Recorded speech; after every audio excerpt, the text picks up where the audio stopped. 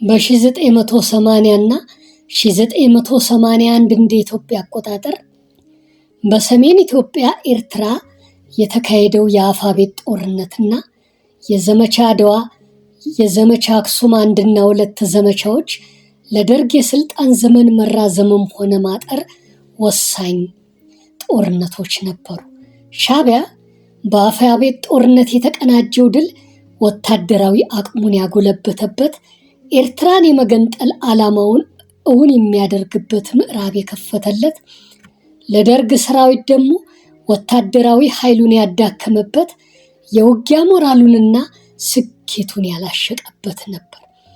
ከዘመቻ አድዋ እና ዘመቻ አክሱም 1 እና 2 መክሸፍ በኋላ ህወሓት ብርታት አግኝቶ የሽሬ እንዳስላሴን ከተሞች መቆጣጠሩ ቀሪው የውጊያ የበላይነትና የኢትዮጵያ ዕጣ ፈንታ በሱ እጅ የመውደቅ ሁኔታን ፈጠረለት። የደርግ የስልጣን ዕድሜው ማጠሩና የፕሬዝዳንት መንግስቱ ኃይለማርያም የስልጣን ዘመን ማብቃት መጀመሩን አመላካች ሆነ።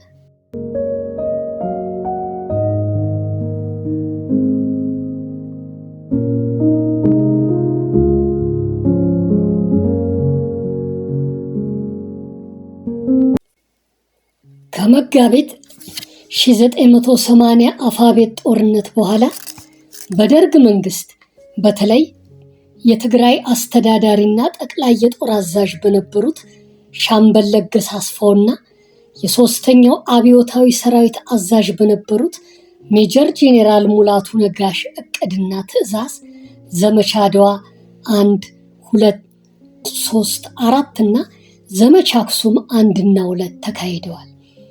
በየካቲት 1981 ለደርግም ሆነ ለህወሓት ወሳኝ የነበረው የሽሬ እንዳስላሴ ጦርነትም ተካሂዷል። ሁሉንም በዝርዝር እናያለን።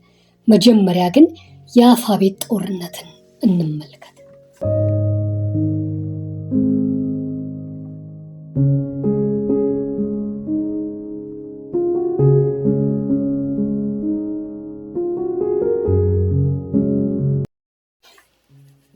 አፋቤት በኤርትራ ሰሜን ምዕራባዊ ክፍል እንዲሁም ደግሞ ከናቅፋ በስተደቡብ ምዕራብ አቅጣጫ በግምት ከ120 እስከ 150 ኪሎ ሜትር ያህል ርቃ ትገኛለች። በወቅቱ በዚች ከተማ ከ5000 እስከ 10000 የሚሆኑ ህዝቦች ይኖሩባት ነበር ተብሎ ይገመታል። ይቺ ከተማ ትልቅ የወታደራዊ ስትራቴጂካዊ ጠቀሜታ የነበራት ሲሆን በናቅፋ መንገዶች መሃል ስለምትገኝ በመንገዶቹ የሚካሄዱትን ወታደራዊ እንቅስቃሴዎች ለመቆጣጠር ታመች ነበር። በተጨማሪም የደርግ ወታደራዊ ቡድን ባደረገው የዳሰሳ ጥናት በርካታ የውሃ ጉድጓዶች ይገኙባት ስለነበረ ለጦር ሰራዊቱ የውሃ አቅርቦት ለማካሄድም ታመችም ስለነበር ለወታደራዊ ስትራቴጂካዊ ስፍራነት ተመረጠች።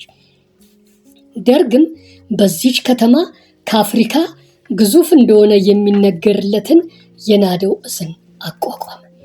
ጦርነቱ ሊጀመር በተቃረበባቸው ሰዓታት የእዙ ዋና አዛዥ በነበሩት ብርጋዴር ጄኔራል ታሪኩ አይኔ ላይ ክስ ተመስርቶ የእሳቸውን ጥፋት የሚመረምር ኮሚቴ ተቋቁሞና የጦር ፍርድ ቤት ተመስርቶ ነበር። በወቅቱ እሳቸው በደም ካንሰር በሽታ ይሰቃዩ ስለነበር የስራ ቦታ እንዲቀየርላቸው የዝውውር ፈቃድ ለመጠየቅ ወደ አስመራ ሄደው ነበር። ነገር ግን በእሳቸው ላይ ጥላቻ የነበራቸው መኮንኖችና አዛዦች ሆን ብለው ሰራዊቱን ለጥቃት አጋልጠው ሄዱ የሚል ሐሰተኛ ክስ አቀረቡባቸው። ከዚህ በተጨማሪም ጄኔራል ታሪኩ ለሰሜን ኢትዮጵያ ችግር ሰላማዊ መፍትሄ ሊፈለግ ይገባል ማለት ያዘወትሩ ስለነበረ ቀንደኛ የደርግ ባለስልጣናት ቂም ስለያዙባቸው አጋጣሚ አግኝተው ሊያስገድሏቸው ያሲሩ ነበር። ጄኔራል ታሪኩ አፋቤት የነበረውን የናደውን እዝ ለምን በአዲስ መልክ አናዋቅረውም የሚል ሐሳብ በማቅረባቸው ሐሳባቸውን ያልወደዱት ጄኔራሎች ይበልጥ ተናደዱባቸው። እሳቸው ከበላይ አለቆቻቸው ትእዛዝ ሲቀርብላቸው ትእዛዙ ትክክል መስሎ ካልታያቸው አይቀበሉም። በዚህ የተነሳ ታሪኩ የበላይ አለቆቹን ትእዛዝ አያከብርም የሚል ክስ ቀርቦባቸው ነበር።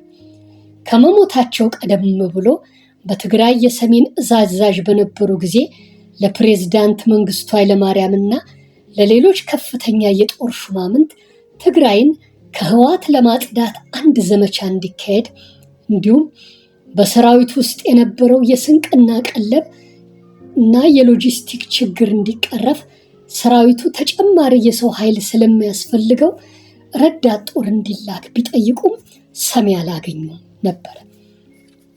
በህዳር 1980 ሻዕቢያ በአፋቤት ላይ ድንገተኛ ማጥቃት ሰንዝሮ ጥቂት መኮንኖችንና ወታደሮችን ማርኮ ወደ ናቅፋ በተመለሰ ጊዜ እሳቸው በደም ካንሰር የሚሰቃዩ ስለነበር ለመታከምና አለቆቻቸው የዝውውር ፈቃድ እንዲሰጧቸው ለመጠየቅ ወደ አስመራ አቅንተው ነበር። ነገር ግን የእሳቸውን ሞት የሚሹ ጠላቶቻቸው ሆን ብለው ሰራዊቱ ለጥቃት እንዲጋለጥ አድርገው ነው የሄዱት የሚል የተሳሳተ ክስ አቀረቡባቸው። ከዚህ በተጨማሪም ህወሓት በመስከረም 1978 አጋዚ ብሎ በሰየመው ዘመቻው በመቀሌ ከተማ ላይ ጥቃት ሰንዝሮ በመቀሌ ወህኒ ቤት ታስረው የነበሩትን ከ1000 የሚበልጡ እስረኞችን ባስለቀቀ ጊዜ ተጨማሪ ኃይል ወደ ወህኒ ቤቱ እንዲላክ ሲጠየቁ እኔ የወህኒ ቤት ጠባቂ አይደለሁም ብለው መልሰዋል።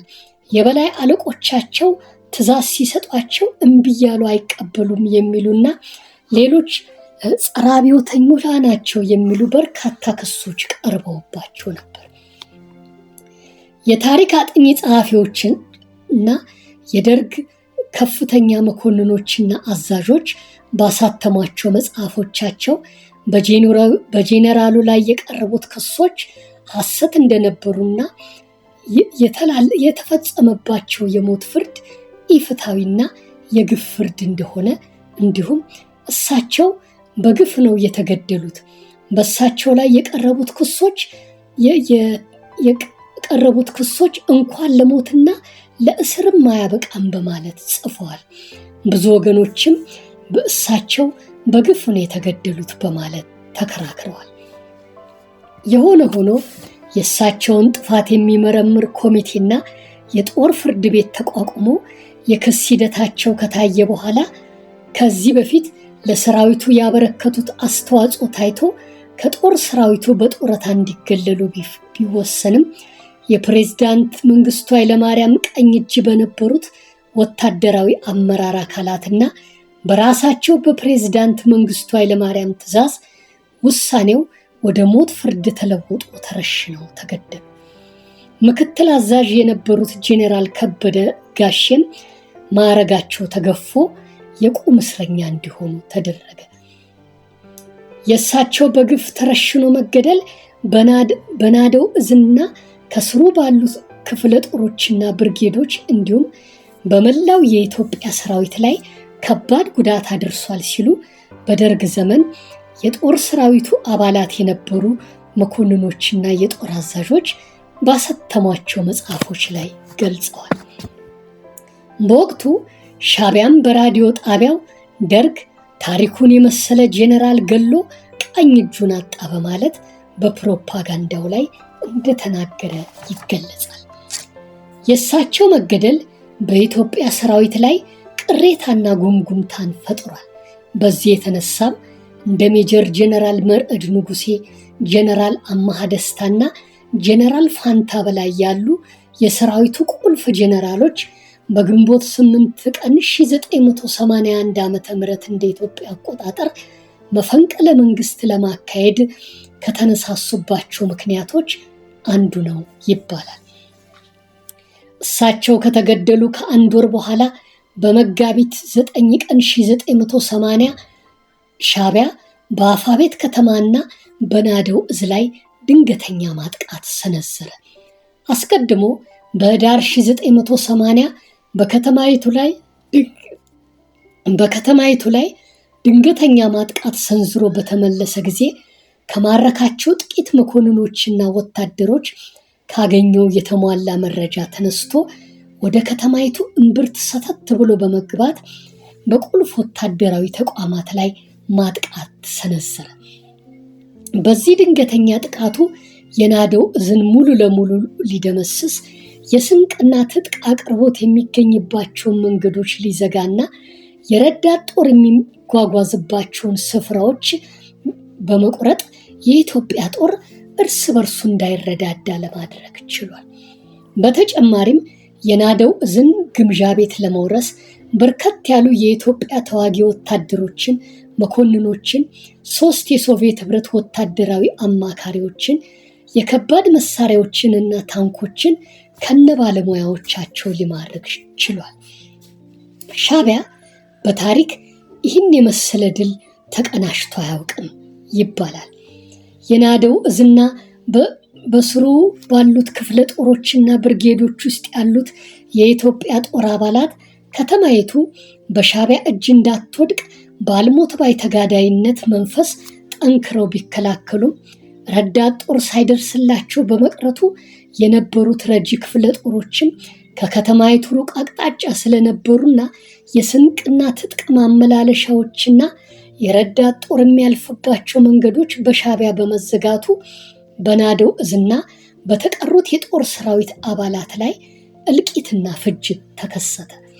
ከ3 ቀናት የተፋፋመ ውጊያ በኋላ መጋቢት 12 ቀን 1980 እንደ ኢትዮጵያ አቆጣጠር ሻዕቢያ አፋቤትን ሙሉ ለሙሉ ተቆጣጠረ። ሻዕቢያ ከዚህ ድል በኋላ እጅግ ከባባድ የሆኑ የጦር መሳሪያዎችን አብሮ በመማረኩ ወታደራዊ ኃይሉ በፊት ከነበረው እጥፍ ጨመረለት። ናደውን የመሰለ የአፍሪካን ግዙፍ ጦር ደምስሶ አፋቤትን መቆጣጠሩ ዓለም አቀፋዊ ትኩረትን አስገኘለት። ቀጣይ ዘመቻዎቹን በድል እንዲያጠናቀቅ የበለጠ ጉልበት ሰጠው። ኤርትራን ከኢትዮጵያ የመገንጠል ዓላማውን እውን የሚያደርግበት አጋጣሚ ተመቻችቶለትም ዓላማውን የሚያሳካበትን እርምጃ ለመጀመር አስቻለው። የኢትዮጵያ ጦር በአፋቤት የደረሰበት ሽንፈት በሰራዊቱ ላይ ትልቅ የሞራል ውድቀት፣ ወታደራዊ ኪሳራና የድጋፍ መቀነስ አስከተለበት። አፋቤትን ላለማስደፈር አቅማቸው የፈቀደውን ያህል በሞት ሽረት ቢፋለሙም ከጦሩ የበላይ አመራር አካላት ምንም አይነት ድጋፍም ሆነ እርዳታ ስላልተደረገላቸው ለመሸነፍ ተገደዋል። ከተማይቱም ሙሉ ለሙሉ በሻዕቢያ እጅ ወድቃለች። ይሁን እንጂ ከተማይቱ በሻዕቢያ እንዳትያዝ እስከ መጨረሻው በጽናት የተፋለሙት የናደው እዝና የኢትዮጵያ ሰራዊት አባላት ጀግኖች ናቸው። በዚህ ከተማ ውስጥ የናደው እዝ በግምት ከ18,000 እስከ 50,000 የሚደርሱ ሰራዊቶች፣ ከ6 በላይ ብርጌዶች፣ እግረኛ ክፍለ ጦሮች፣ በርከት ያሉ ከባባድ መሳሪያዎችና ታንኮች እንደነበሩት ይገመታል። ከነዚህ ውስጥ ከ15,000 የሚበልጡት የሰራዊቱ አባላት ሙት፣ ቁስለኛና ምርኮኞች እንደሆኑ ከማህበራዊ ድረገጾች በተለይ ቻት ጂፒቲ ከተሰኘው የኤአይ አፕሊኬሽን እና አንዳንድ የደርግ መኮንኖችና የጦር አዛዦች ባሳተሟቸው መጽሐፍቶቻቸው ውስጥ ካስቀመጧቸው ግምታዊ መረጃዎች ለመረዳት ችለናል። የተረፈው የጦር ክፍልም አፋቤትን ለቆ ወደ ከረን ለማፈግፈግና ጥቂቱ ደግሞ ለመበተን በቅቷል። ሻዕቢያ በዚህ ጦርነት ከ10,000 እስከ 20,000 የሚደርሱ ተዋጊዎችን ሲያሰልፍ የተወሰኑ የህዝባዊ ወያኔ ሓርነት ትግራይ ወይም የህወሓት አባላት አብረውት ለውጊያ ተሰልፈው ተዋግተዋል። ምንም እንኳ ሻዕቢያ በአፋቤት ውጊያ ከ1,000 እስከ 3,000 የሚደርሱ ወታደሮቹ ሙትና ቁስለኛ ቢሆኑበትም ከ3 ቀናት ውጊያ በኋላ አፋቤትን ሙሉ ለሙሉ ተቆጣጥሯል። አብዛኞቹ የታሪክ ጸሐፊዎችና ወታደራዊ ተንታኞች የኢትዮጵያ ጦር በአፋቤት ከተማ ለደረሰበት ሽንፈት መነሻ የሚሆኑ በርካታ ምክንያቶችን አቅርበዋል። ነገር ግን ምክንያቶቹ ብዙ በመሆናቸው ብዙሃኑ የሚስማሙባቸውን ዋና ዋና ምክንያቶች እንጠቅሳለን። የናደው እዝ ዋና አዛዥ የነበሩት ብርጋዴር ጄኔራል ታሪኩ አይኔ በግፍ ከተገደሉ በኋላ ሰራዊቱን የሚመራ ጠንካራ አዛዥ ባለመመደቡ ሻዕቢያ በህዳርና ታኅሳስ 1980 በአፋቤት ላይ ባደረሰው ድንገተኛ ማጥቃት ከማረካቸው መኮንኖች ስለ ጦሩ ባገኘው የተሟላ መረጃ ላይ ተመርኩዞ ጥቃት መሰንዘሩ የኢትዮጵያ ጦር ሻዕቢያ ጥቃት ሊሰነዝር እንደሚችል አስቀድሞ በመገመት የቅድመ መከላከል ዝግጅት አለማድረጉ አዲስ የተተኩት የናደው እዝ አዛዥ ብርጋዴር ጄኔራል ውበቱ ጸጋዬ በጦሩና ውጊያ ቀጠናዎች ላይ ጥናት ሳያካሂዱ ሰራዊቱን በውጊያ በማሰማራታቸውና አዲስ ተለዋጭ የጦር ዕቅድ ባለማዘጋጀታቸው ናቸው። በእነኚህና ሌሎች ዘርፈ ብዙ ምክንያቶች የኢትዮጵያ ሰራዊት በአፋቤት ሽንፈት ደርሶበት በኤርትራ የነበረው ወታደራዊ አቅሙ ይበልጥ ተዳከመ። የጦር የበላይነት ሚዛኑም ከኢትዮጵያ ጦር ወደ ሻዕቢያ ኃይሎች ተለወጠ። የደርግ መንግስት ውድቀትም ይበልጥ ተፋጠነ። ሻዕቢያም ከዚህ ድል በኋላ ከተራ ሽፍትነት እና ከተራ ሸማቂነት ወደ ሙሉ ወታደራዊ ኃይልነት ተሸጋግሮ የኢትዮጵያን ጦር ጠራርጎ ለማስወገድ ኤርትራን ሙሉ ለሙሉ ለመቆጣጠር ብሎም ለመገንጠል የሚያስችለው አቅም ተፈጠረለት። ከህዝባዊ ወያኔ ሓርነት ትግራይ ወይም ህወሓት ጋር ተባብሮ የኢትዮጵያን ጦር በማጥቃት ለድል አብቅቶ ደርግን ከስልጣን በማስወገድ ኤርትራን የመገንጠል ራዕዩን እውን ለማድረግ የሚያስችለውን እንቅስቃሴ ለማሳካት የሚያስችለውን ተግባር የሚያካሄድበት ጉልበትና ጥንካሬ ተፈጠረለት።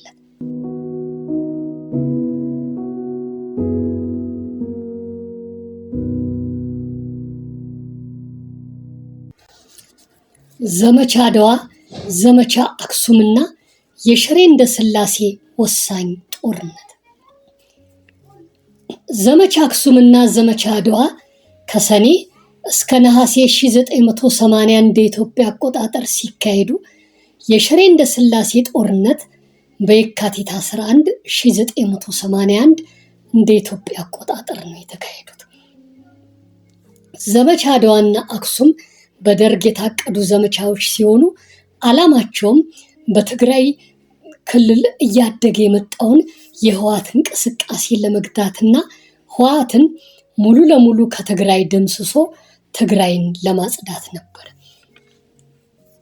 ከ1980 ዓመተ ምህረት በፊት የህወሓት የጦር ስትራቴጂ አጥቅቶ መሰወርና አጋጣሚው ሲገኝ ሙሉ ለሙሉ ደምስሶ ከጥቅም ውጭ ማድረግ ብቻ ነበር። እስከዚህ ጊዜ ድረስ ህወሓት አጥቅቶ ከመሰወር ውጭ የደርግን ጦር ፊት ለፊት የሚጋፈጥበት አቅም አልነበረው። ከ1977 ረሃብ መከሰት በፊት ህወሓት የህዝብ ድጋፍ እምብዛም አልነበረው።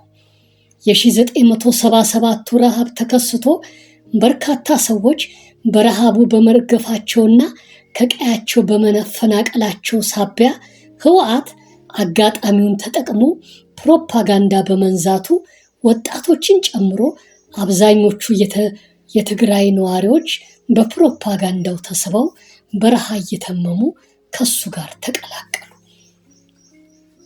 ከ1977 እስከ 1979 እንደ ኢትዮጵያ አቆጣጠር የህወሓት የሰው ኃይሉ እየጨመረ እንቅስቃሴዎቹም ከፍተኛ ደረጃ ላይ ደርሰው ነበር። በርካታ የመንግስት ሰራተኞች የክፍለ ሀገሩ ምክትል ተቀዳሚ አስተዳዳሪ አቶ ህሩይ አስገዶም፣ የሽሬ የአክሱምና የማይጨው አስተዳዳሪዎችና የመቀሌ ማዘጋጃ ቤት ሹምን ጨምሮ በርካታ የመቀሌ ነዋሪዎች ደርግ የህወሓት ሰላዮችን ከትግራይ ከተሞች የመመንጠር በሚል የተሳሳተ አስተሳሰብ ላይ በከፈተው ዘመቻ ምክንያት በወሰደው እርምጃ አለበቂ ማስረጃ እየተያዙ እስር ቤት ገቡ። በዚህ ደግሞ የትግራይ ህዝብ ቅር እየተሰኘ በማኩረፉ ህወሓት አጋጣሚውን ተጠቅሞ ፕሮፓጋንዳውን በሬዲዮ እየነዛ በደርግ እየተማረረ በረሃ የሚተማውን ህዝብ ከጎኑ እንዲሰለፍ አደረገ። ህወሓትም የሰው ኃይሉ ሲበረክትለት አጥቅቶ ከመሰወር የደርግን ጦር ፊት ለፊት እስከ መፋለም ደረሰ። የጦር ስልቱንም ቀየረ። የደርግን ጦር አቅም እየገመተ ክፍለ ጦሮችን ነጥሎ በመምታት መደምሰስ ጀመረ። በትግራይ የነበሩት የደርግ የ16ኛና 17ኛ ክፍለ ጦሮች ቁልፍ የሆኑ ወታደራዊ ስፍራዎችን ከመጠበቅ ይልቅ መንገዶችና ድልድዮች ጥበቃ ላይ ብቻ በማተኮራቸው የህወሓት ተዋጊ ቡድንም በቁልፍ ወታደራዊ ስፍራዎች የነበረውን የደርግን ጦር መሳሳት ተገንዝቦ ጥቃት ሰንዝሮ በመደምሰስ ቁልፍ የትግራይ ስፍራዎችን መቆጣጠር ጀመረ። ከ1978ቱ የአጋዚ ዘመቻ በስኬት መጠናቀቅን ተከትሎ ህወሓት የውጊያ ሞራሉ ተነሳስቶ የደርግን ክፍለ ጦሮች በተናጠል እየመታ በመደምሰስ እንደ አድዋና አክሱም ያሉትን ትልልቅ ከተሞች ተቆጣጠረ። በደርግ ጦር ውስጥ የነበሩት የበላይ አመራር አካላት የህወሓት አቅሙ መጠናቀርና ኃይሉ እየደረጀ መምጣቱ ምንም አላሳሰባቸውም ነበር። ከፕሬዝዳንት መንግስቱ ኃይለማርያም ጀምሮ እስከ ጦሩ የበላይ አካላት ድረስ ያሉት አመራር ሰጪዎች ወያኔ ምንም አያመጣም በማለት ንቀውት ነበር። የሰሜን እዝ ዋና አዛዥ ብርጋዴር ጄኔራል ታሪኩ አይኔን ጨምሮ በርካታ ከፍተኛ የጦር አዛዦች በትግራይ የህወሓት ኃይል እያደገ በመምጣቱ ተጨማሪ ረዳት ጦሮች ወደ ትግራይ እንዲላኩ ትግራይ ውስጥ ለነበረው ሰራዊት የስንቅ የቀለብና የሎጂስቲክ አቅርቦቶች እንዲጨመር ቢጠይቁም ጓድ ፕሬዝዳንት መንግስቱም ሆነ የደርግ ከፍተኛ ወታደራዊ አመራር አካላት የህወሓትን ኃይል በጣም አቅልለውና ንቀው ስለተመለከቱ የወያኔ ጦር የገበሬ ጦር ነው፣ የትም አይደርስም በሚል አጉል ቸልታ ለችግሩ ትኩረት መስጠት የሰራዊቱን ችግር ለመፍታትም ሆነ በትግራይ የነበረውን ጦር ኃይል ማጠናከር አልፈለጉም። አብዛኛው የደርግ ጦር እየተደመሰሰ ህወሓትም ብዙ አካባቢዎችን መቆጣጠር ጀምሮ እያለ የጦሩ አመራር አካላት ምንም እርምጃ ባለመውሰዳቸው በሰራዊቱ ላይ ከፍተኛ እልቂትና ፍጅት ተከሰተ። ህወሓት የደርግን ክፍለ ጦሮች እያሸነፈ ምዕራባዊና ሰሜን ምስራቃዊ የትግራይ ክልሎችን ሲቆጣጠር ግን ከእንቅልፋቸው ባነው በመንቃት ጥድፋ የታከለባቸውን አዳዲስ እርምጃዎች ነደፉ።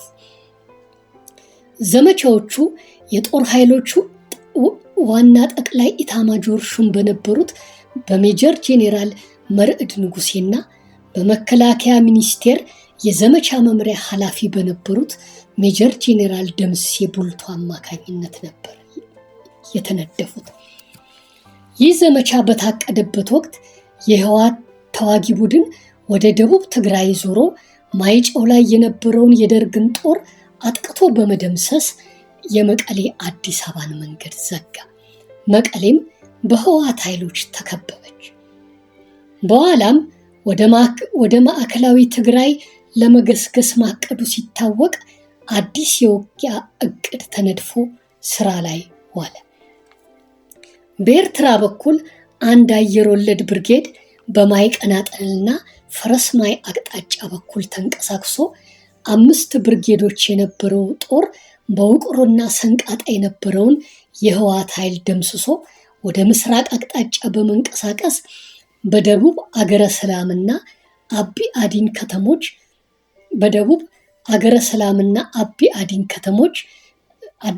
አዲን ከተሞችን ከህወሓት በማጽዳት ገለበዳ የሚባለውን ስፍራ ዘግቶ በመክበብ የህወሓት ኃይልን መውጫ አሳጥቶ መደምሰስ ነበር።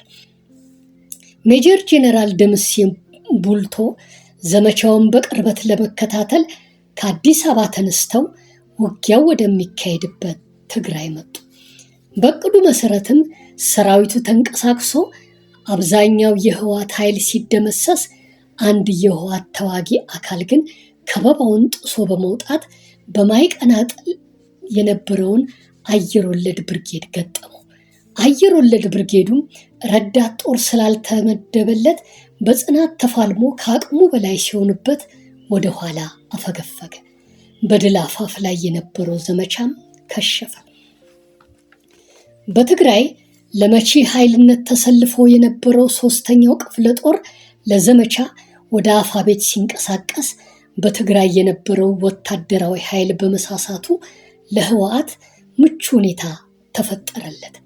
የደርግ ጦር በዘመቻው አስለቅቋቸው የነበሩትን ስፍራዎች ህወሓት መልሶ ተቆጣጠራቸው።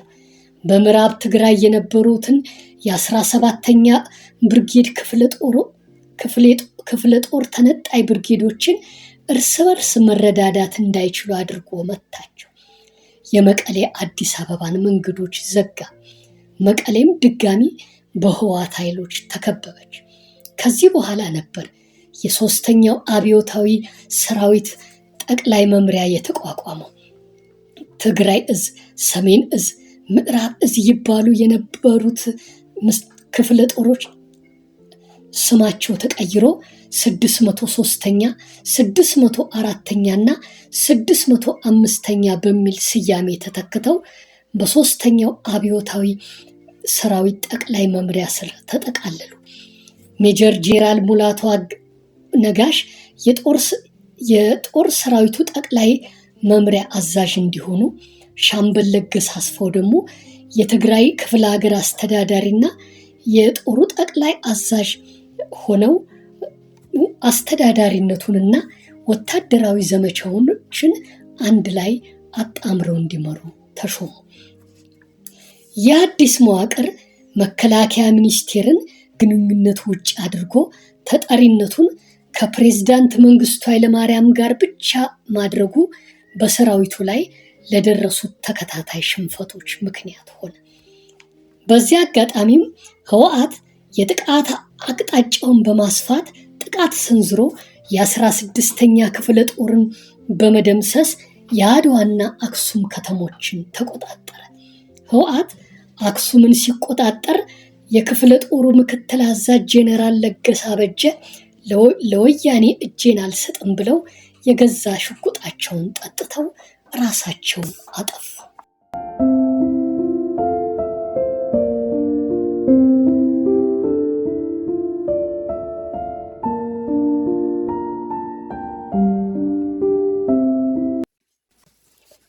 ዘመቻ አድዋ። ይህ ዘመቻ በሰኔ 20 1980 እንደ ኢትዮጵያ አቆጣጠር በትግራይ ሲጀመር አድዋና አክሱምን የማስለቀቅ ቁልፍ ወታደራዊ ስፍራዎችን ተቆጣጥሮ ህወሓትን ከትግራይ ማጽዳትና በህወሓት የተያዙትን ገጠራማ ስፍራዎች መቆጣጠርና የተዘጉ የአድዋ አክሱም ሽሬን መንገዶች የማስከፈት ዓላማዎችን አንግቦ ነበር ታወጁ የተጀመረው። ይህን ዘመቻ ለማካሄድ ከ2 እስከ 3 የሚደርሱ ብርጌዶች፣ ከ8,000 እስከ 12,000 የሚደርሱ ከመደበኛው ጦር፣ ከአካባቢ ሚሊሻዎችና ከህዝባዊ ሰራዊት የተውጣጡ ሰራዊቶች ተዘጋጅተውና ዘመቻውም በ4 ምዕራፎች ተከፋፍሎ ነበር የተጀመረው። ህወሓትም ይህን ዘመቻ ለመከላከል ከ4,000 እስከ 6,000 የሚደርሱ ተዋጊዎችን ሲያሰልፍ ከ5,000 እስከ 7,000 የሚሆኑት የሻዕቢያ ተዋጊዎች፣ ታንከኞችና መድፈኞች ድጋፍ ሰጪ በመሆን ከህወሓት ጎን ተሰልፈው ተዋግተዋል። ዋናው ዘመቻ ከመጀመሩ በፊት በህወሓት ኃይሎች ተይዞ የነበረውን የመቀሌ አዲስ አበባን መንገድ ማስከፈት ወሳኝ ስለነበር ከሰሜን ተነስተው ወደ ደቡብ አቅጣጫ የተጓዙት 16ኛ ክፍለ ጦርና 16ኛ መካናይዝድ ብርጌድ ሲያጠቁ፣ ከደቡብ ወደ ሰሜን ከማይጨው እስከ ኮረም ያለውን መንገድ 9ኛ ክፍለ ጦር እንዲያጠቃ ተደረገ።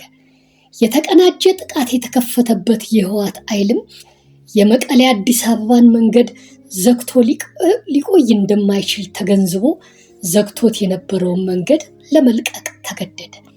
ይሄ መንገድ ለሰራዊቱ የስንቅ ቀለብና ሎጂስቲክ አቅርቦት በጣም አስፈላጊ ስለነበር መንገዱ ተዘግቶ ቢቆይ በሰራዊቱ ላይ ከባድ ጉዳት ያደርስ እንዲሁም በትግራይ ነዋሪ ህብረተሰብ ላይም መጥፎ ተጽዕኖን ያሳድር ነበር። ዘመቻ ቁጥር 1 በሰኔ 20 1980 ዓ.ም ሲጀመር ከመቀሌ ከተማ 25 ኪሎ ሜትር ላይ አላሳ በሚባል ተራራ መሬት ላይ የነበረውን የህወሓት ኃይል መጥቶ በማባረር ሀገረ ሰላምን፣ ተንቤንን፣ አድዋን፣ አክሱምና ሽሬን ነፃ ማውጣት ነበር። ከአላሳው ውጊያ በኋላ ማይቀናጠልና አምዶም እስከሚባሉ ስፍራዎች ድረስ ጦር ሰራዊቱ ያለ ችግር ገስግሶ ነበር። የህወሓት ኃይል ለ2 ቀናት ያክል ጠንክሮ ቢዋጋም የደርግ ጦር ከበባውን አስፍቶ እንደሚመጣበት ስላወቀ አፈገፈገና አገረ ሰላም ላይ አድፍጦ ጠበቀ። ግን ብዙም ሳይቆይ ወደ ኋላ አፈገፈገ። በዚህ አጣብቂኝ ወቅት የሶስተኛው አብዮታዊ ሰራዊት ዋና አዛዥ የነበሩት ሜጀር ጄኔራል ሙላቱ ነጋሽና የትግራይ አስተዳዳሪ እንዲሁም የጦሩ ጠቅላይ አዛዥ የነበሩት ሻምበል ለገሰ አስፋው ጦሩ በ2 ቀናት ውስጥ አድዋና አክሱምን እንዲያስለቅቅ የሚል ትዕዛዝ ሰጡ። ነገር ግን ጦሩ ያለበት ሁኔታ በሚገባ ሳይጠና ይህ ትዕዛዝ በመሰጠቱ የ604ኛ ኮር አዛዥ የነበሩት ብርጋዴር ጄኔራል አዲስ አግላቸውና ሌሎች መኮንኖችም በ2 ቀናት ውስጥ ማስለቀቅ እንደማይቻል አሳማኝ ምክንያቶችን እያቀረቡ ለማስረዳት ቢሞክሩም ጄኔራል ሙላቱና ሻምበል ለገሰ ግን ምክንያቶቹን አንቀበልም ብለው በ2 ቀናቶች አስለቅቁ ብለው በኃይለ ቃል ስለተናገሩ ትዕዛዙን ከመቀበል ውጪ ምርጫ ስላልነበራቸው ለመቀበል ተገደዱ።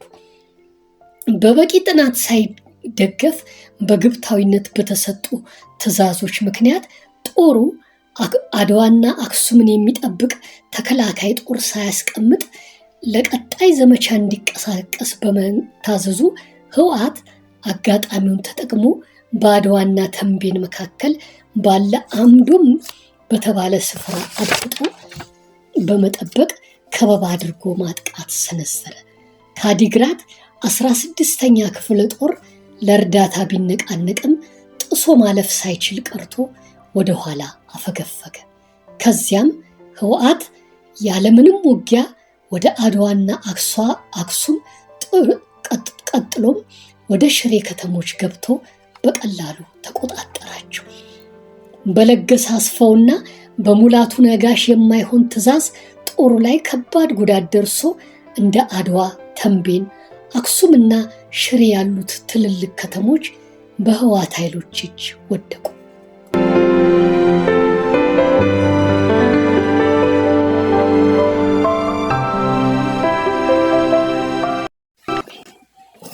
በሐውዜን ከተማ የተፈጸመው ድብደባና እልቂት። ትግራይ በተፋፋመ ጦርነት ውስጥ እያለች የደርግ ጦር አውሮፕላኖች በሐምሌ 15 ቀን 1980 በምስራቅ ትግራይ ውቅሮ አካባቢ በምትገኘው ሐውዜን በተሰኘችው ትንሽዬ የገጠር ከተማ ላይ የአየር ድብደባ አካሄደው የፕላስተር ቦምቦችን በመጣል ንጹሐን ሰዎችን ገደሉ። ድብደባው በተካሄደበት ቀን የከተማይቱ ነዋሪዎች ዕለቱ የገበያ ቀን በመሆኑ ገበያ ወጥተው እየተገበያዩ እንዳለ የጦር አውሮፕላኖች መጥተው ድብደባ ሲያካሂዱ በገበያማ ስፍራዎች የነበሩ ንጹሐን ሰዎች ረግፈው ለመሞትና ለመቁሰል በቅተዋል። ከተማይቱ እንድትደበደብ ያዘዙት ሻምበል ለገሰ አስፋው ናቸው ይባላል። ትዕዛዙን የሰጡበትን ምክንያት የህወሓት ሰርጎ ገብ ታጣቂዎች ወደ ከተማዋ ዘልቀው ገብተው ከተማዋን ለመያዝ እንቅስቃሴ ጀምረዋል የሚል መረጃ ስለደረሳቸው ነው ይባላል። ነገር ግን ሻምበል ለገሰ መረጃው ትክክል ወይም ሐሰት መሆኑን ሳያረጋግጡ የአየር ድብደባው እንዲፈጸም ማዘዛቸው ህዝቡን ለከፍተኛ እልቂት ዳርገዋል ተብለው እስካሁን ይወቀሳሉ። የተፈጸመው ድብደባ ስህተት ቢሆንም እንኳ በሚዲያ ቀርቦ የከተማውንም ሆነ የኢትዮጵያን ህዝብ ይቅርታ ከመጠየቅ ይልቅ የደርግ ባለስልጣናት ጉዳዩን በሚዲያ ሳያቀርቡት በዝምታ በማለፋቸው የትግራይ ህዝብ በደርግ ላይ የነበረው ጥላቻ ይበልጥ ጨምሮ ለህወሓት የሚሰጠውን ድጋፍ ይብስ እንዲያጠናክር አድርጎታል። በዚህች ከተማ ላይ በተፈጸመ የአየር ድብደባ ከ1000 እስከ 2500 ያሉ ንጹሃን ሰዎች ሲሞቱ ለቁጥር የሚያታክቱ ብዙዎቹ ቆስለዋል። ይቺ ከተማ በ1980 ዓ.ም ከ5000 እስከ 8000 ያሉ ህዝቦች ይኖሩባት እንደነበረና በአሁኑ ጊዜ ግን ከ20,000 የሚበልጡ ነዋሪዎች እየኖሩባት እንደሆነ ይገመታል። ይህንን እልቂት ህወሓትና ሻዕቢያ ሆን ብለው በሴራ አቀነባበሩት እየተባለም ይነገራል። እውነት ይሁን ውሸት ባይታወቅም ህወሓትና ሻዕቢያ ለሻምበል ለገሰ አስፋውና ለሌሎችም የደርግ ባለስልጣናት የህወሓት ሰርጎ ገብ ታጣቂዎች በከተማይቱ ሰርገው ገብተዋል የሚል የተሳሳተ መረጃ ደርሷቸው የአየር ድብደባ ትዕዛዝ ሰጥተው አስደበደቡ እየተባለ ውስጡን ይታማል፣ በተጨበጠ ማስረጃ ባይረጋገጥም። ግራም ነፈሰ ቀኝ እነለገሰ አስፋው ላይታችሁን ሳያመዛዝኑ መረጃዎቹ ትክክል ይሁኑ ስህተት ሳያጣሩ ትዕዛዝ ሰጥተው የአየር ድብደባ ማስደረጋቸው የከተማይቱን ህዝብ ለከፋ እልቂት ዳርጓል። ህወሓትም አጋጣሚውን ተጠቅሞ ፕሮፓጋንዳ በመንዛት ህዝቡ በደርግ ላይ ጥላቻ እንዲያድርበትና ከሱ ጎን እንዲሰለፍ በማድረጉ የተዋጊ ኃይሉ ይበልጥ ተጠናክሮ ወደ ጠንካራ ኃይልነት ሊያድግ ቻለ። በርካታ የትግራይ ነዋሪዎች እንዲሁም በደርግ ጦር ሰራዊት ውስጥ የትግራይ ተወላጅ የሆኑ ወታደሮችም ጭምር ጦሩን በመክዳት ህወሓትን ተቀላቀሉ። በዚህ የተነሳም ህወሓት ኃይሉ ጎልብቶ የደርግን ጦር ፊት ለፊት ተፋልሞ በማሸነፍ የደርግ መንግስት መውደቂያ ጊዜው ይበልጥ እንዲፋጠን አደረገ።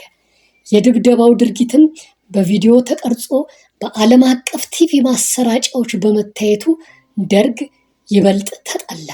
ከዓለም አቀፍ ማህበረሰብም እየተገለለ መጣ። የህወሓት ባለስልጣናትም እልቂቱን ለፖለቲካ ዓላማቸው ማስፈጸሚያነት ተጠቅመውበታል። እንደገና ደግሞ በተቀረጸውም ቪዲዮም ነግደውበታል እየተባለም ውስጡን ይነገራል።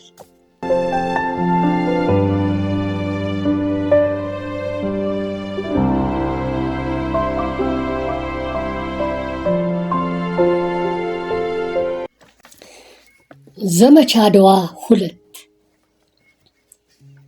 16ኛ ክፍለ ጦር ሽሬና አካባቢውን እንዲጠብቅ ተወስኖ 4ኛና 9ኛ ክፍለ ጦሮች አባጉናና ዕዳጋ ህብረትን እንዲያጠቁ ተወሰነ። የዘመቻ አድዋ 2 ዋና ዓላማዎች ህወሓትን በሁለት አቅጣጫዎች ወጥሮ በመያዝ በሰሜን ጎንደር ዕዳጋና ደጀና በተባሉት ስፍራዎች ተዘዋውሮ የህወሓትን ምሽግ በማፈራረስ ህወሓትን ከአካባቢው ጠራርጎ ለማስወገድ ነበር።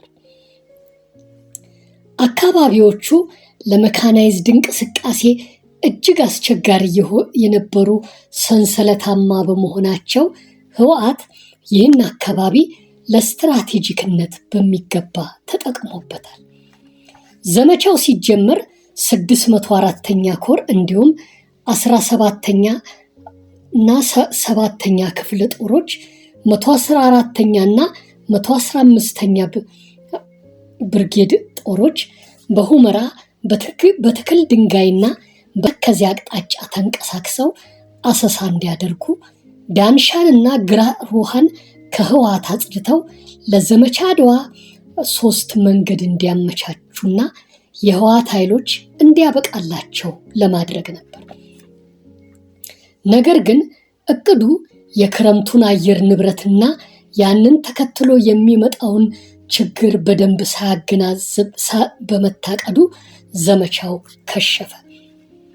ዘመቻው የተካሄደበት ወቅት ክረምት በመሆኑ ምክንያት ወንዞች በውሃ ስለሚሞሉ ጦሩ ለሚያደርጋቸው ንቅናቄዎች የስንቅ ቀለብና የሎጂስቲክ አቅርቦቶችን ለማካሄድ አመቺ ስላልነበሩ በክረምት አየሩ ጨጋጋማ ሲሆን የተዋጊ አውሮፕላኖችና ሄሊኮፕተሮች ድጋፍ እንደ ልብ ለማግኘት አስቸጋሪ መሆኑ በ603ኛና 604ኛ ኮር መካከል የክፍፍል ውጊያ መካሄድ አስፈላጊ ሆኖ ሳለ ቀድሞ አለመካሄዱ በውጊያ ወቅት በሰራዊቱ መካከል የቅንጅት ችግር መኖሩ ለሰራዊቱ ስንቅና ቀለብ በበቂ ሁኔታ ሳይቀርብ ቀርቶ ለረሃብ በመጋለጡና የመዋጋት አቅም በማጣቱ በዚህ ውጊያ ላይ በሰሜን ኢትዮጵያ በተራራ ላይ ውጊያ ልምድ ያላቸው ክፍለ ጦሮች ባለመሳተፋቸውና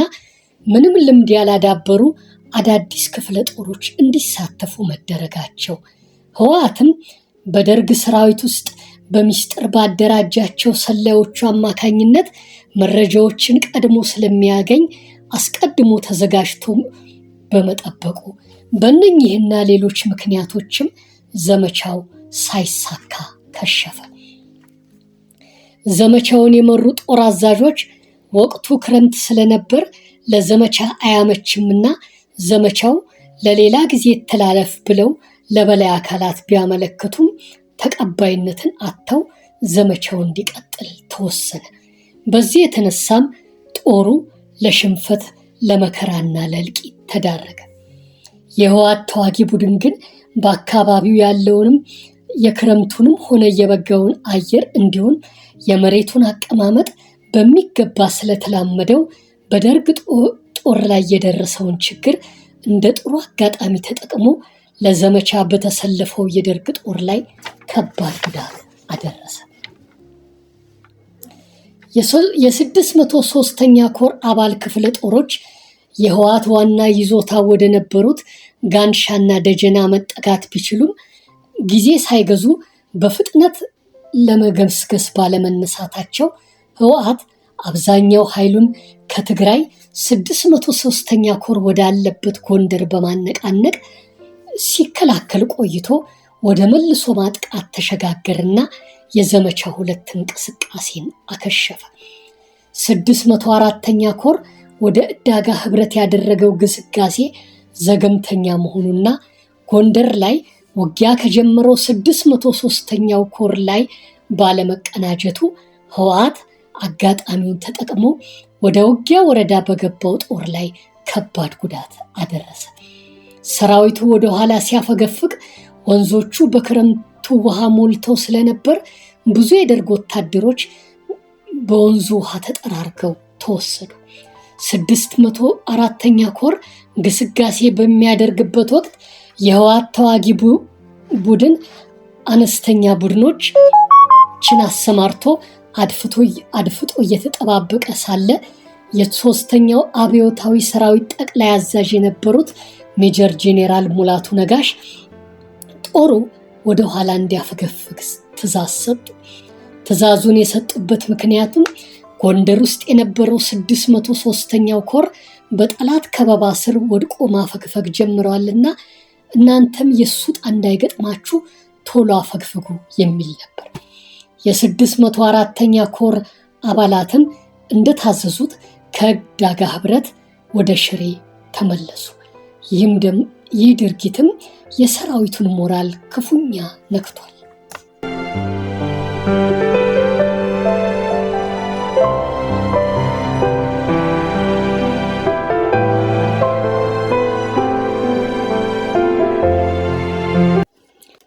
ዘመቻ አድዋ 3 የዚህ ዘመቻ ዓላማ ከሽሬ እንደ ስላሴ በቅርብ ርቀት ባሉት አዲ ገዛ፣ አዲ አገራይና ጻዳ በተባሉ ስፍራዎች የተከማቸውን የህወሓት ጦር መምታት ነበር። ነገር ግን ዘመቻውን እንዲመሩ የታዘዙት የጦር አዛዦች ትዕዛዙን በብርቱ ተቃወሙት። የጦሩ የበላይ አመራሮች ከአንድ ሻለቃ ጦር በላይ እንዳይንቀሳቀስ በመከልከላቸው በዚህ ሁኔታ ውስጥ ሆነን ዘመቻውን መምራት አንችልም በማለት ነበር የተቃወሙት።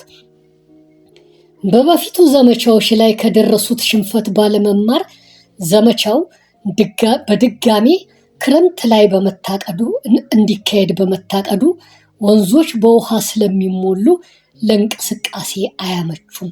የአየር ድጋፍ ለመስጠትም ያስቸግራል። ጦሩም ለጠላት ጥቃት ይጋለጣል።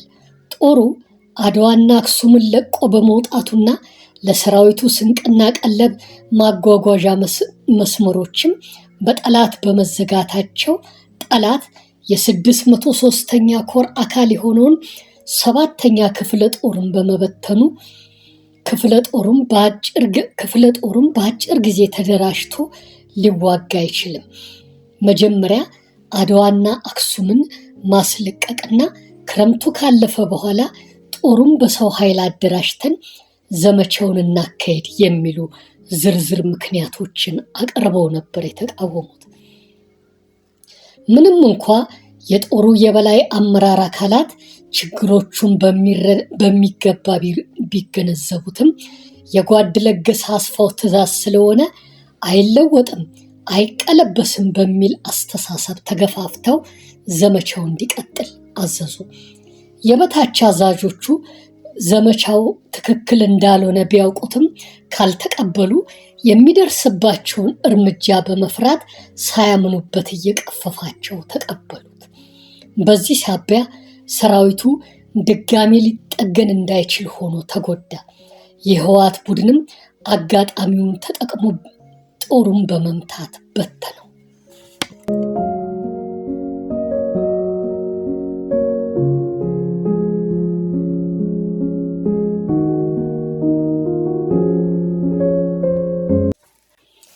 ዘመቻ አድዋ 4 ህወሓት የ603ኛ ኮርን በመከላከልና መልሶ በማጥቃት ከጥቅም ውጭ ካደረገው በኋላ ሸለቆች፣ ሰበርባራ ቦታዎችና ተራራማ ሰንሰለቶች በሞሉበት ስፍራ አድፍጦ ተጠባበቀ።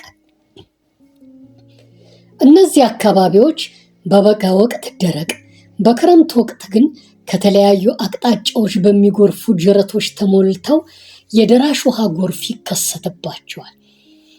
አካባቢው ለደርግ ጦር ፈታኝ ቢሆንም የህወሓት ጦር ግን በሚገባ ስለተላመደው ብዙም አላስቸገረው። በዚህ 4ኛ ዘመቻ የበታች አዛዦች የሽሬን ከተማ በታንከኛ ሻለቃና ብርጌድ በማስጠበቅ ለቀጣይ ግዳጅ ተንቀሳቀሱ። ይህ ዘመቻ በነሐሴ 1980 ነበር የተጀመረው። ከዛ በፊት ግን ህወሓት ዘመቻ ሐውዜን በሚል ስያሜ በሐምሌ 1980 መልሶ ማጥቃት ሰንዝሮ በደርግ ጦር የተነጠቁትን አካባቢዎች መልሶ ሊቆጣጠርና በደርግ ጦር ላይም መጠነ ሰፊ ጉዳቶችን ሊያደርስ ችሏል። ለዘመቻ አድዋ 4ኛ፣ 9ኛና 16ኛ ክፍለ ጦሮች ተሳትፎበታል። ህወሓትም ስለ ዘመቻው ዘማች ጦር ውስጥ ባስቀመጣቸው ሰላዮቹ አማካኝነት አስቀድሞ የተሟላ መረጃ ስላገኘ ምቹ ቦታን መርጦ አድፍጦ ተጠባበቀ። ከህወሓትም በአዲ አገራይ ብቻ 8 እግረኛ ብርጌዶች፣ 2 ኮማንዶ ሻለቆች፣ 1 የመሐንዲስ ሻምበል፣ 2 የከባድ መሳሪያ ሻለቆችንና መጠነ ሰፊ የሰው ኃይልም አሰልፏል። የህወሓት ኃይልም ባልተጠበቁ ቦታዎችና በሱ ምሽግ አቅራቢያዎች ጸረ ታንክና ጸረ ሰው ፈንጂዎችን ቀብሮ ይጠባበቅ ስለነበር አብዛኛው የደርግ ሰራዊት ወደ እነዚህ ስፍራዎች ሲደርስ ግማሹ ሞተ፣ ግማሹ እግሩ ተቆረጠ፣ ብዙ ታንኮችም ወደሙ። የክፍለ ጦሮቹ መሐንዲስ ክፍሎች ፈንጂዎችን ለቅመው ቢያጸዱም ለደርግ ጦር እንቅስቃሴ እጅግ አስቸጋሪ ሆነ። ወቅቱ ክረምት በመሆኑ ምክንያት ዝናብ ያለማቋረጥ ስለሚዘንብ ለደርግ ጦር እንቅስቃሴ ፈታኝ ሆነ። የህወሓት ኃይሎችም አጋጣሚውን ተጠቅመው ጥቃት ሰነዘሩ። የጦሩ እንቅስቃሴ አዝጋሚ በመሆኑ በህወሓት ኃይሎች ኢላማ ውስጥ በቀላሉ ሊገባ ቻለ። ጦሩ ጥቃት በሚያይልበት ጊዜ ወደ ኋላ ሲያፈገፍቅ እጅግ ሰበርባራ በሆኑ ቦታዎች ዘልቆ ወጥመድ ውስጥ ገባና ማፈግፈግ የማይችልበት ደረጃ ላይ ደረሰ። የህወሓት ኃይሎች አጋጣሚውን ተጠቅመው ጥቃት ሲሰነዝሩ 2 የደርግ ብርጌዶች ተበታትነው አፈገፈጉ። ህወሓትም በፍጥነት መልሶ ማጥቃት ሰነዘረ። አዲዳሮ ላይ የሚዋጋው 4ኛ ክፍለ ጦርና ጸዳ ምድሪ ላይ የነበረው 9ኛ ክፍለ ጦር ርቀው ስለነበሩ ለእርዳታ ሊደርሱለት አልቻሉም። የህወሓት ኃይልም 4ኛ ክፍለ ጦርን ለእርዳታ እንዳይደርስ ለማድረግ በውጊያ ጠምዶ ያዘው። የሱ አካል የነበረው 110ኛ ክፍለ ጦር ተመቶ በመበተኑ እዝና ቁጥጥር ጠፋ። ህወሓትም አጋጣሚውን ተጠቅሞ ማጥቃት ሰነዘረ። ክፍለ ጦሩም ከእንደ ስላሴ ተጨማሪ ኃይል በማስመጣት ጥቃቱን ለመከላከል ቢሞክርም ወቅቱ ክረምት በመሆኑና የደርግ ሰራዊትም አካባቢውን በሚገባ ስላልተላመደው የህወሓት ጥቃት በርትቶበት ወደ ሽሬ እንደ ስላሴ ለማፈግፈግ ተገደደ። ከሽሬ በስተምስራቅ ባለችው ሰለክላካ በተባለች ቦታ ላይ የመከላከያ ምሽግ አዘጋጅቶ መጠባበቅ ጀመረ። ነገር ግን በሰራዊቱ ዘንድ የስንቅና ቀለብ ችግሩ አሳሳቢ ደረጃ ላይ መድረስ ወቅቱ ክረምት መሆኑ ጋር ተያይዞ በተከሰተው የወባ በሽታ የተወሰኑ የሰራዊቱ አባላት ተጎዱ። በሰራዊቱ ዘንድም አለመግባባት ተጠቀመ። ህወሓትም አጋጣሚውን ተጠቅሞ የደርግ መንግስት እንደዚህ እያስራበ ለምን ትዋጋለታለህ? ይልቅ ለእኛ እጅህን በሰላም ሰጥተህ ቀሪ ህይወትህን በሰላም ብትኖር ይሻልሃል። እኛም ከቤተሰቦች ጋር በሰላም እንድትገናኝ እናደርጋለን እያለ በመስበክ የሰራዊቱን ወኔ ለመስለብ ሞከረ። ችግር ላይ ወድቆ የሚንገላታው ሰራዊትም በህወሓት የፕሮፓጋንዳ ስብከት እየተታለለ በመምጣት የመወላወል ስሜት ተፈጥሮበት የውጊያ ሞራሉም እየቀነሰ መጣ። እናም የጦር ሰራዊቱ የተደራረቡ ችግሮች ሳይፈቱ ወደ ውጊያ እንዲገባ በመደረጉ በ4 ምዕራፎች ተከፋፍሎ የነበረው ዘመቻ ከሸፈ። በሰራዊቱም ላይ ተዘርዝረው የማያልቁ እልቂቶችና ፍጅቶች ደርሰውበት ለሽንፈት ተዳረገ። ህወሓት አጋጣሚውን ተጠቅሞ ከሻዕቢያ ጋር በመተባበር ጦሩ እንዳያገግም አጥቅቶ በመጉዳት ሊበታትነውና ሊያዳክመው ቻለ። ከዚያም የደርግ አስተዳደርንና የፕሬዝዳንት መንግስቱ ኃይለማርያምን በስልጣን ላይ የመቆያት ዕድሜ አሳጥሮ ከስልጣን ለማስወገድ የሚያስችሉ ዘመቻዎችን አካሄዱ። የሆነ ሆኖ የደርግ ሰራዊት ጥሩ የውጊያ ሞራል እያለው የበላይ አመራሮች በቀየሱት የተሳሳቱ የውጊያ ስትራቴጂዎች እንዲሁም ወቅቱን ባላገናዘቡ ትዕዛዞችና ስትራቴጂዎች በስንቅና ቀለብ እጦት ችግር ተተኪ በሆኑ ረዳት ጦሮች አለመመደብና በሌሎችም ሰፋፊ ችግሮች ሳቢያ በ4 ምዕራፎች ተከፋፍሎ የተካሄደው ዘመቻ አድዋ ከሽፎ በትግራይ የነበረው የደርግ ጦር ለሽንፈት፣ ህወሓት ደግሞ ለድልና ደርግን ከስልጣን ለማስወገድ ለሚያካሄዳቸው ቀጣይ ዘመቻዎች የሞራል ብርታት ሆነ። በዚህ ያልተሳካ ዘመቻ ከደርግ በኩል ከ2 እስከ 3 የሚደርሱ ብርጌዶች፣ ከ8,000 እስከ 12,000 የሚደርሱ መደበኛ ሰራዊቶች፣ አካባቢያዊ ሚሊሻዎችና የፖለቲካ ካድሬዎች ተሳትፈውበታል። ከህወሓት በኩልም ከ4,000 እስከ 6,000 የሚደርሱ ተዋጊዎች ሲሳተፉበት፣ ሻዕቢያም የህወሓት ኃይሎች በአፋቤት ጦርነት ከጎኑ ተዋግተው ለድል በማብቃት የከፈሉለትን ውለታ ብድር ለመመለስ ከ5,000 እስከ 7000 የሚደርሱ ተዋጊዎችን ከከባባድ መሳሪያዎችና ከታንክ ጋር አሰልፎ ተዋግቷል። በዘመቻው በተደረጉ ውጊያዎች ከደርግ ሰራዊት በኩል ከ1500 እስከ 3000 የሚበልጡት ሲሞቱ ከ1000 የሚበልጡት ቆስለው በመቶ የሚቆጠሩት ተማርከዋል። ከህወሓት በኩል ደግሞ ከ300 እስከ 800 የሚደርሱት ሙትና ቁስለኛ ሆነዋል። በዚህ ውጤት አልባ ዘመቻ ምክንያት እጅግ ከፍተኛ ጥንካሬና ወኔ በነበረው የደርግ ሰራዊት ላይ የእልቂት ማዕት ደርሶ ለሽንፈትና ለመበተን በቃ።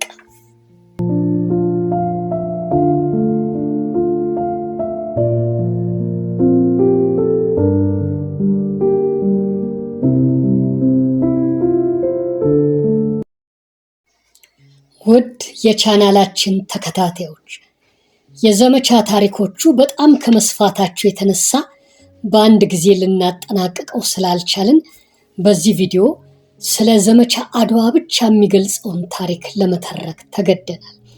ለዚህም ደግሞ በራሳችንና በቻናሉ ስም እናንተን የቻናላችንን ተከታታዮች ይቅርታ እንጠይቃለን።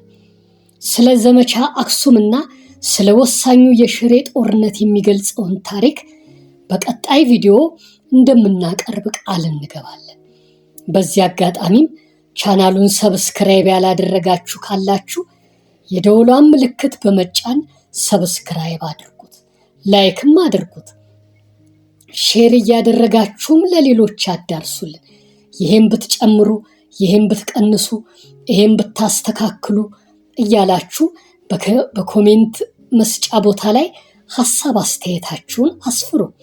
እስካሁን ስለተመለከታችሁ እያመሰገንን በቀጣይ ቪዲዮ እስከምንገናኝ ሰላም ሁኑልን።